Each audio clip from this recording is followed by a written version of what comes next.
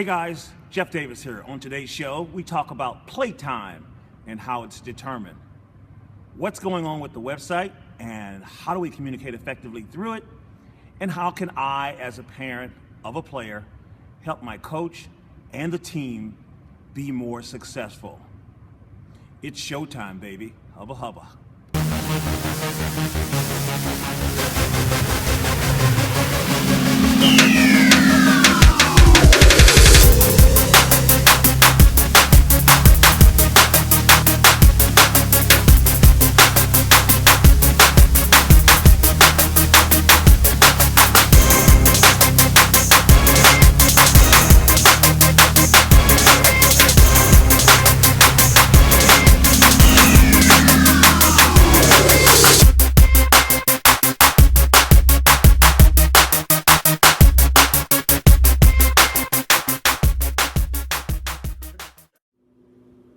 Hey, good morning, H2 Nation. Hey, I kind of like the sound of that.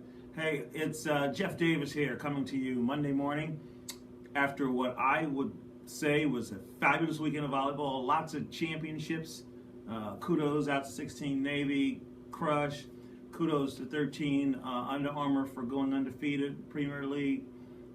Kudos for 15 Crimson, Heart of America for beating me, 14 Under Armour, in the championship match out at Redplex this weekend. And kudos to you out there who slayed some giants. All you guys know who you are. It is a fabulous time to be playing volleyball and a fabulous time to be a part of this. I'm so excited about coming to you. I mean, we reached out, our first video, our first episode, the response from you guys was unbelievable. We had over 1,000 views. We've got tons of questions. Obviously, we can't answer them all here, but it looks like we've got a plan to get started pretty quickly. And so I'm looking forward to this. I think this is going to be a great opportunity for us all to grow together. And so you guys ready? You ready? Jim, you ready? Anna, you ready? We're going to get started with our show. Pat asks, we pay a lot of money for club volleyball. How is playtime determined? Are players guaranteed a certain amount of time on the court? Shouldn't the coach do everything possible to ensure everyone gets equal time and play in the position that they were initially chosen for during tryouts? Wow, Pat, great question right out of the blocks. Pull my hair out. Oh my gosh. This is a great question because over the last 8 years that I've been doing this, I guess it's 8 or 9, I can't remember. Every single year we get this question. What is the difference between playing CYC ball and, man, if I'm paying money, does my kid get to play? I get this, really. I get it because when my kids started playing volleyball, club volleyball was new to us, and we paid what I think was a big number at that time. This is like 1998, I guess it was, somewhere around there, 1999 or so. And it was 3 months before she saw the court. That was literally March before she saw any play time. And you know what? They handed me a manual, or they said it was available, or whatever, and they said, read this. It's not pay for play.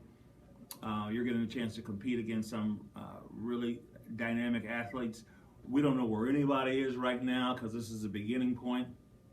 Everybody grows differently, and we want to put you in an environment that's going to allow you to compete and develop all kinds of skills and character and whatever. And so it was a pretty tough deal. So I get it. I get the genesis of this question, Pat, and I think it's an appropriate one, especially now since the season has just begun going.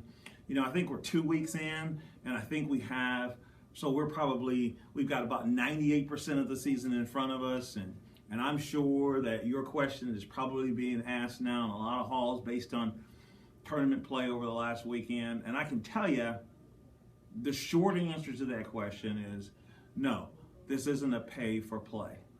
This is select volleyball, and in select volleyball, what happens in practice determines the position as well as the amount of time kids get to play. We're looking at a team sport. This is, you get hired for a job. Everybody doesn't get promoted to president. We get different tasks, we get different opportunities to show what we can do, and then we put those things to place. Now, I can tell you that there are about, I'd say anywhere between 500 and 600 variables that go into a coach decision to play a kid. Now, we do everything we can to make those variables the ones that are positive. What team are we playing, and how do we stack up? Are we a better blocker? Is this person a better blocker or a better passer? Do we need serve receive in this match more than we need, or do we need to be able to attack more against this team? Are we, and is this team a short team, or is this team a tall team? Is this team run a fast offense? Do they run a slow offense? There are just a myriad of variables that go into that decision. As well, how you do on the court, how you do in practice. We're trying to put you in an environment, we're trying to put the kids in an environment that's going to allow them to be successful. And we try to illustrate what they can do technically and tactically in a practice setting. And as a result of that practice setting, what they do in practice allows them to gain more time playing on the floor. It's just like everything else, But the thing is, Pat, you, me, every other parent that's out there feel like, yeah, I get it, but I think my kid's strong, and I think my kid should play, and by gosh, I'm paying money, and Uncle Bill's coming to see this thing, and so on and so forth. Well, we're trying to teach our coaches, and we're trying to develop coaches that are going to put the team on the floor that they feel has the best chance of having success at any given moment. So I would say to you that the coaches that we have, most have coached collegiately, most have coached a number of years, so most are pretty seasoned in terms of their skill sets. And I would say, one of the things we're going to have to be able to do is to feel comfortable with the decisions that they're making, and to be able to really empower your kid if they're not seeing the court as much as they want.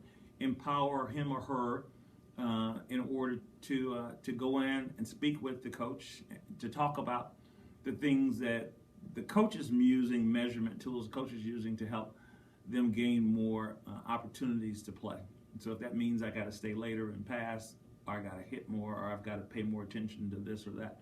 But again, there are lots and lots of variables, and everyone, believe me, with our dual goal mentality, everyone wants to be successful. Everyone wants every coach wants every kid to be successful, and we're looking to do that. And it's not always about how much time you spend on the court, but it's about what you do in preparation, and it's about what you do to compete every day to gain strength. If you look at our bios, look at our player handbook, it's online or whatever, it all says that same thing. If you look at any major club throughout St. Louis or around town, or even across the country, they all will tell you, whether it's volleyball, basketball, hockey, soccer, whatever it is, they'll tell you there's no pay for playtime. I mean, you got to earn your time on the court, and we think we do a fairly decent job at helping kids understand that. But it's not easy, because I'm a parent of a player who went through that, and I get it. So hopefully we're teaching the kids that the competition starts now in life, and that they got to get ready for it. And because they were hired for a job doesn't mean that they necessarily they're still going to have to work hard in order to get the kind of exposure that they want for themselves. All right? Great. Andre asks, what's the deal with the website? I look at other teams and they have information already complete. I can't find my kids' information. Why isn't everything already up to date? Good question, Andre. It sounds like that probably was, maybe you last looked at the website maybe a week ago or so, somewhere around there. Here's the deal. We are all in on this communication thing. I mean, all in. And I just had an opportunity to go down and meet with our web developer, Studio 2108. Corey Meyer is working at Wayne White, is the director down there, and Corey is the person that's been really putting the hours in to get our stuff up. She's been building the pages offline because 2/3 of the information that we were trying to collect when we had the uniform fitting night, the web linked that we're going to try to put here somewhere for the player profiles, for whatever reason, they didn't complete, and we used those player profiles to populate the player pages. And so I know a couple of emails have gone out when we've been diligently trying to gather that information behind the scenes for you, working really hard. Secondly, we got hacked, man. Somebody hacked our Google Calendar. I don't know how that, I don't understand all that stuff, what it means or whatever. But both Jen Wright and Corey have been, Jen you probably know, or some of you guys have met. She was the person at the mega scrimmage that was at the raffle table. That was Jen. Has been with us for a while. They have been putting together, again, the player calendars, so all that's getting ready to get going. I mean, there's been a lot of man hours behind the scenes, so just be a little patient. If you go out now to the website, www.h2stlouis.org, I think you're going to see a lot of the player pages getting populated. We still don't have information on probably 50% of the players, so I'm going to ask the coaches to make sure they get that link back out, the H2 player profile links back out again to the players, and make sure that they get that stuff in so that we can get those pages populated. Qualifiers and whatnot are coming up, and we're trying to put together information for the college coaches that they're going to be able to use, so hopefully that'll be online. So Andre, I would say great question. I'd say look again. I think you're going to find a lot of things coming online. We've just pushed out a lot of information to our coaches in terms of training and helping them develop the skills necessary to update their blogs. I mean, everybody's going to have blog pages. We've been doing a lot of things on Facebook, on the H2 Facebook page, in terms of communicating out the things of what we're doing. And building a YouTube platform as well, in order to allow us to be able to get games out there that people may want to watch as well. I know when I look out at H2 Columbia, they've got pretty much every game that they play, the 15s team, out on the YouTube, and we're going to be able to port that medium right over to the website, where we can have all that information available to everybody at a time. I mean, it's coming together big time, brother. So again, thanks for the question, thanks for the concern. I would tell you, and I would tell you to tell all the folks that are in your association that you know, get back out there again over the next week or so. You'll see some robust action. We've got all the reporting. I think I saw come through about 60% of the coaches had reported on the activities, fired us a lot of pictures and whatnot on their profiles. We've already marked a newsletter deadline for getting information to us by Wednesday. So we're going to try to push out a newsletter on a weekly basis if we can. You know, we're all learning this stuff together, so that we can get so that everybody can know what's going on everywhere. But stay on Facebook right now with us. Stay on YouTube. I think Facebook is H2 St. Louis. I know the kids aren't on there. They're on Snapchat or Chat Room or Instagram. I am personally trying to get to know all those mediums so that I can make sure that we are moving information in a way that reaches everybody in our target audience. And we've got 600, 700 parents now in the organization. We want to make sure that everybody knows what's going on as well. So hopefully, we'll have all those, your patience will pay off, and we'll have all those questions. We'll have all that information available to you. Now, I know there are a couple of teams, 11s or whatever, we don't really want bio pages out there on those, and coach's decisions. I respect those. I'm not going to push that information out there at 11s and 12s. They don't want it out there. But we've been putting in a lot of hours to get these things going for us, and so I think you're going to see some really, really robust communication and stuff out there. Tell those guys to hang tough. Marie asks, how can I as a parent contribute to the success of my kids' team? How do I make sure I'm a great sports parent? Marie, that's a really good question. I think there are a number of ways in which you can help make this season great. One, I would say be very respectful to the coach. I would say, defer to them in terms of their skills and abilities to be able to guide your kid. I would say, free the coach from doing some of the things that has to be done. Meals at tournaments, travel, accommodations. This whole travel thing, once you start working with these companies that you have to stay and play, they won't let you get a hotel and you got to call 27 times. All that kind of stuff is really, really important.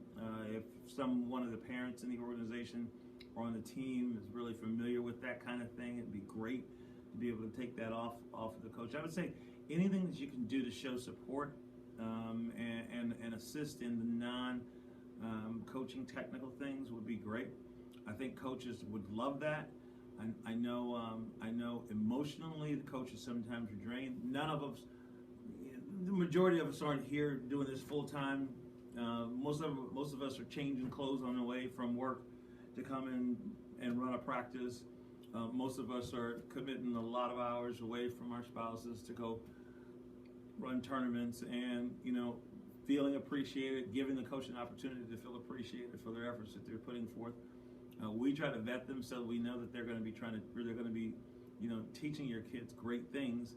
And so we want you to, feel that. We want them to feel that love and that connection that only you guys can provide as parents that are out there. I think that's what we love the most. If you look at all the stats and whatever it is, it's those coaches that don't get that emotional connection, that feel like they're combating or feel like they're being questioned or pushed all the time.